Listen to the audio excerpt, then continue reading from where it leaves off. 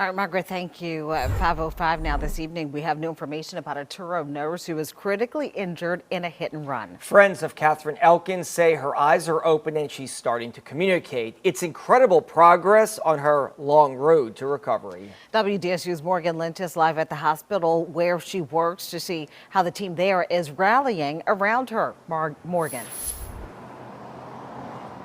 Well, guys, the staff here at Truro really pride themselves on being a family, and that was evident earlier today when countless co-workers came out to donate blood in her honor, a blood drive that wrapped up just a few minutes ago.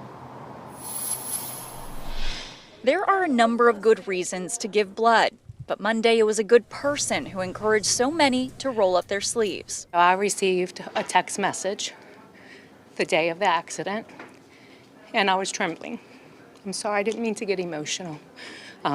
Anytime you hear of an accident such as this, it's horrific. And this time, it hit close to home. Seated in this chair is the nursing director at Truro.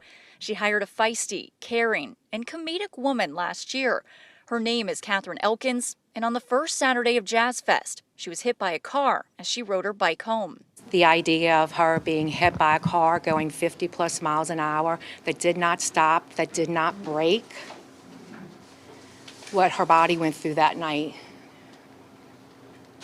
was nothing I would wish on my worst enemy. Catherine's heartbreaking story inspired friends, co-workers, and even complete strangers to participate in this blood drive Monday. Kat, as she's often called, is still recovering in the ICU. Police are actively looking for the driver who hit her at the corner of Claiborne and Esplanade. The car just leaves. It's very disrespectful and really sad. Donating blood is one way to help Kat and people who find themselves in similar situations.